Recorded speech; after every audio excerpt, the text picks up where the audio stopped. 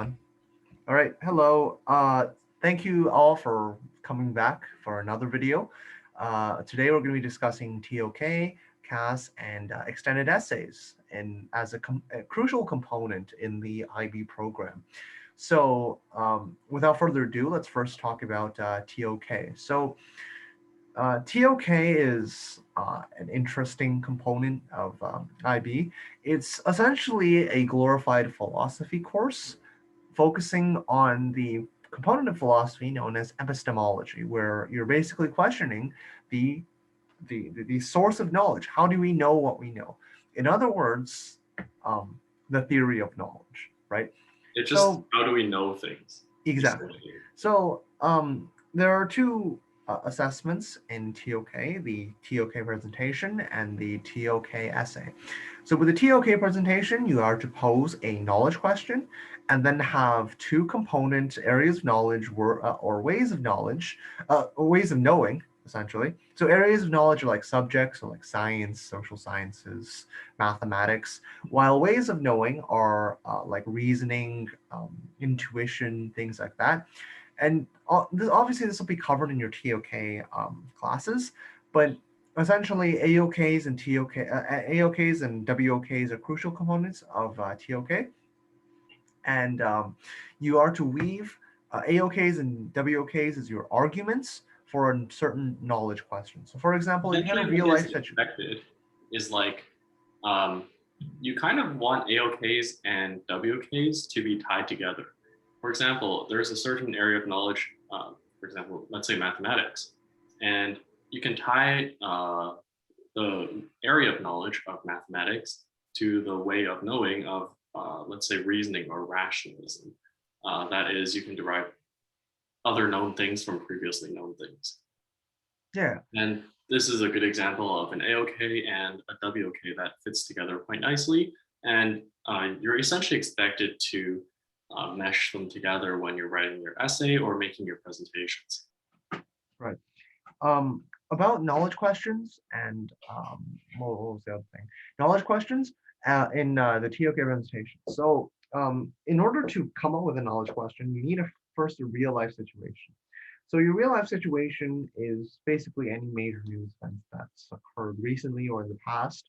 So for example, if you wanted to like, I don't know, assess the validity of authority as like a source of knowledge, you could bring up a situation where like the authority was wrong. So for example, like the incarceration of indigenous peoples in residential schools, for example, and then you can say like, to what extent should we base off our knowledge from administrative sources, right? So that's that.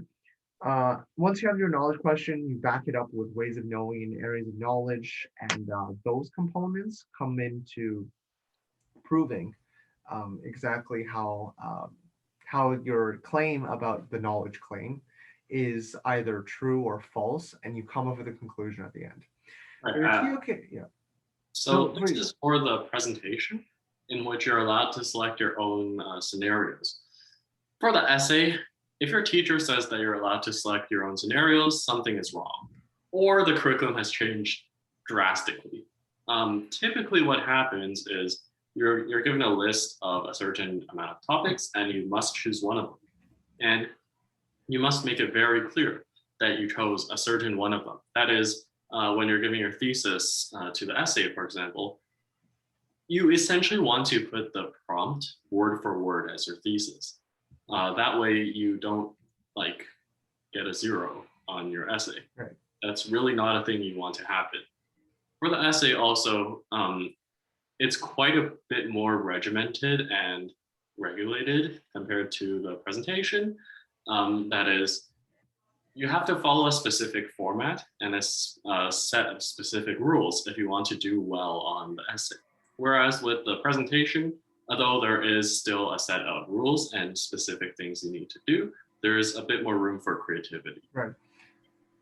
Again, with the TOK essay, compared to the TOK presentation, IB doesn't actually look at your recording of your ToK presentation. They just look at the teacher's comments and what you wrote on your planning sheet for your ToK presentation. So with that said, like IB basically just gives you the mark that your teacher gave. Like they don't really care about that. Now, regarding um, the ToK essay, meanwhile, ToK essay, like I think IB actually marks that. So try to work decently hard on your ToK essay. Another thing about a ToK essay is that it's kind of like a philosophy paper in that you're taking whatever statement you want to say, that like the prompt has been given by IB, and you want to prove that either prove or disprove the prompt, like based on how you think about the prompt. So that's that for a ToK. Now we're gonna go talk about CAS. So Irvin knows a lot about CAS, so I'm gonna leave. Right. So CAS is essentially based on things that we already know. It's IB's version of volunteer hours, except they don't all have to be volunteer. So there's 3 strands of CAS. So there's creativity, activity, and service. And you have to do a certain vague amount of activities in each of these 3 sections in order to have been considered as completed your CAS. In addition, a project is required to complete your CAS as well. So what does this all entail? Essentially, what is meant by creativity is something to do with the arts. This sounds really specific, but essentially you want to try to relate what you're doing to some form of art, whether that be music, visual art. There's other mediums of art as well. These mostly count. Right, so that's the creativity portion of CAS. If you manage to finish enough of those, you will have been considered to have enough creativity activities. Now, when we consider activity, essentially this is something that requires you to get up from your desk and move. This can be counted as, for example, picking up trash in your neighborhood. Depending on how you stretch it, you might be able to get cooking, for example, to be considered an activity.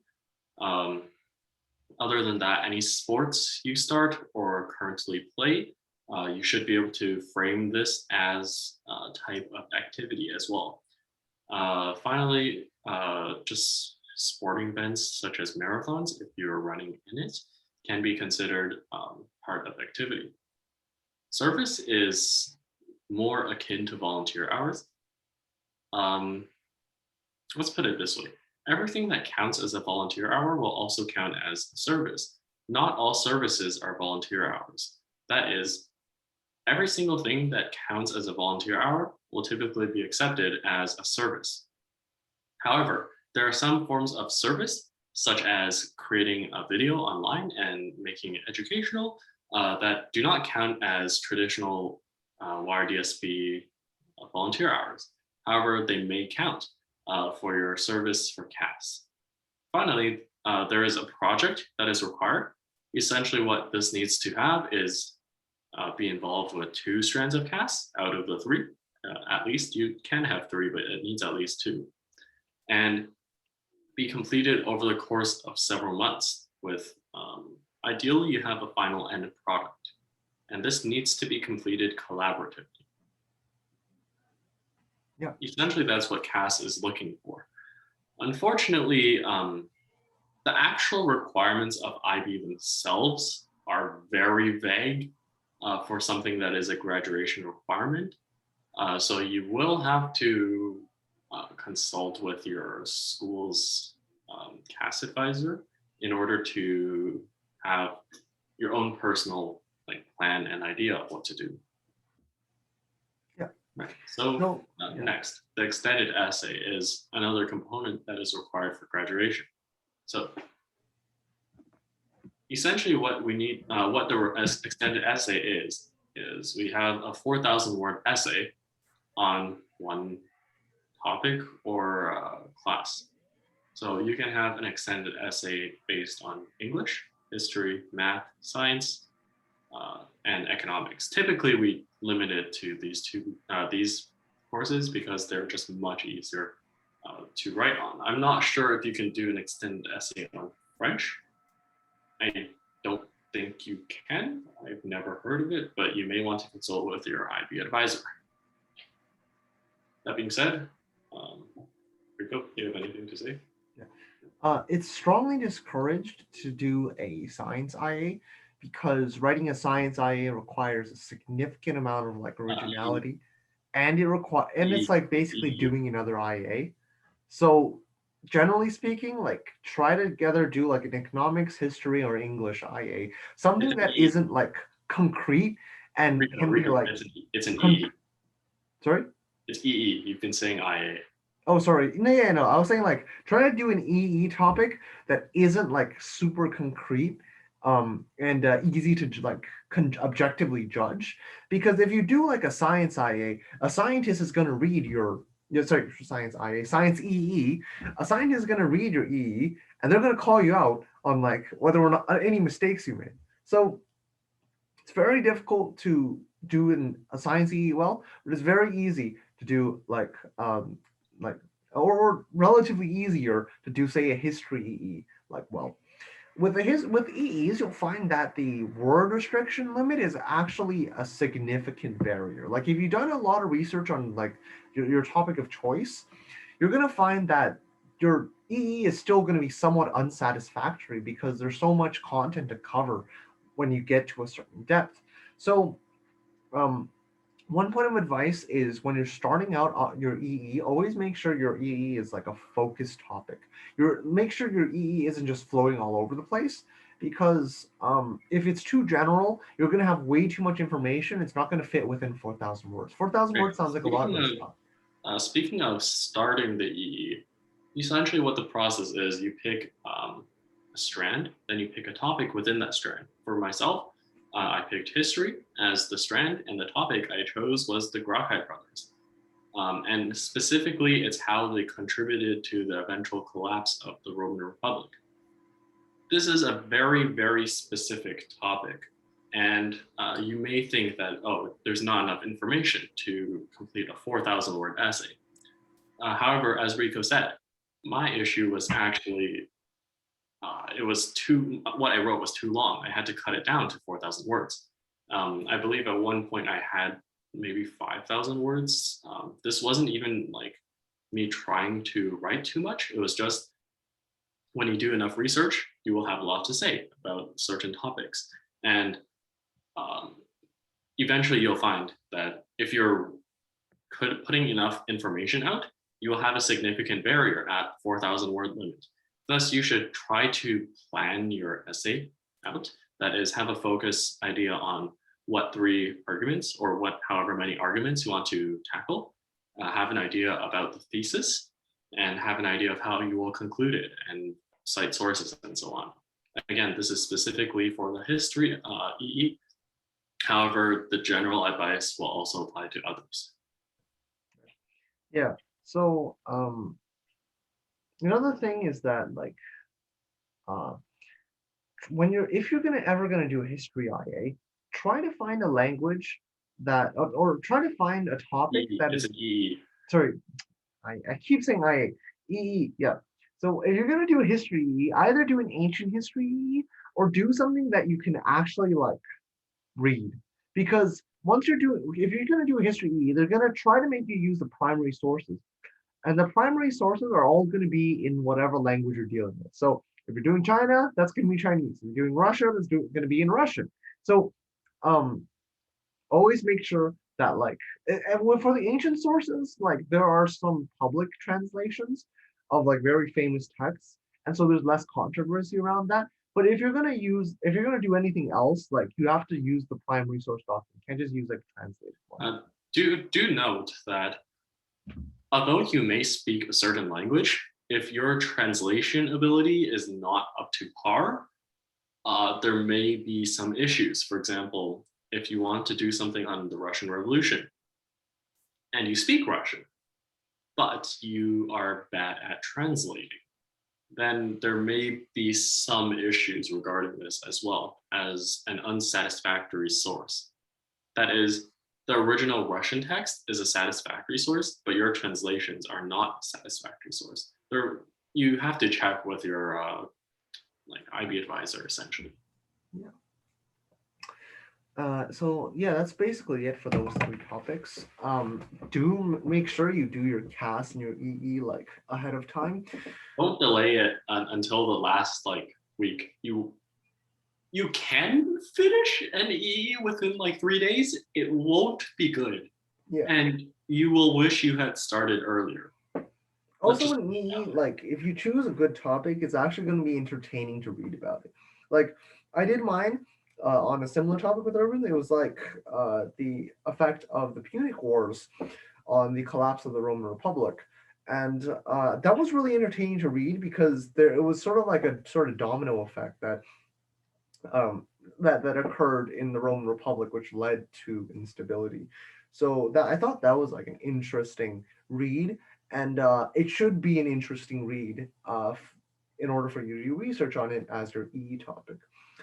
Don't be too surprised if like you end up feeling like your EE is way too general. You probably just have a lot more knowledge about the topic than like the average layperson, and as a result, like you feel that like there needs to be more information, even though the information is sufficient. At the same time, make sure to not make it actually general. That is, you do want to provide a certain amount of information. And for example, when you're citing a source, you want to explain the context behind this source and kind of the information surrounding this. And you should not assume that everyone has the same depth of knowledge that you do.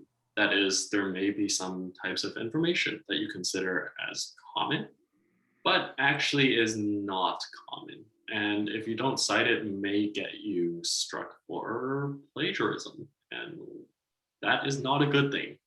Right. You might lose your diploma. And a few comments about plagiarism. Plagiarism is, generally speaking, hard to come by, but don't do it. Don't deliberately do it. They will find you. Yeah, definitely don't deliberately do it. Another thing is incorrectly citing your resources is like plagiarism. So you want to make sure that all your sources are cited properly. In-text citations are key.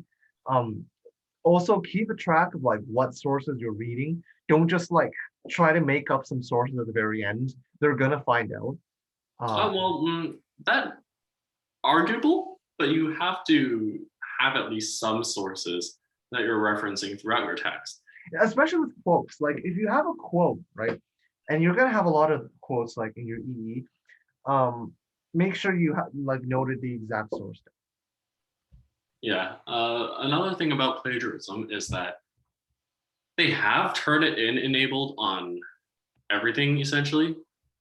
You don't want to get caught for plagiarism because you will lose your diploma. That's just it. You will lose it. And of course, there are some instances of like accidentally using a certain string of words that has been used in that exact string by someone else. But typically when that happens, your Turnitin index score will still be around 20% at most. And they generally accept anything from 20 to 25% like plagiarism as acceptable because they're accounting for possible errors in their evaluation of plagiarism.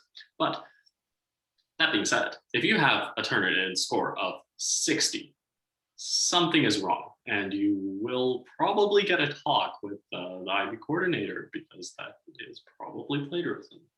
In addition, the thing with sources, yeah, you can lose your diploma. Just be careful about plagiarism. Also, like, just don't cheat. They can usually find it eventually. It's just not a good thing in IB, especially because once you cheat, you basically lose your diploma. There's many ways to lose your diploma. Don't lose your diploma. All right, so that's it for this video then. We'll see you next video. And yeah. We'll talk about the IAs, and essentially this is just a big project in each course. We'll talk about that in the next video. Yeah. All right. See So, ya. yeah.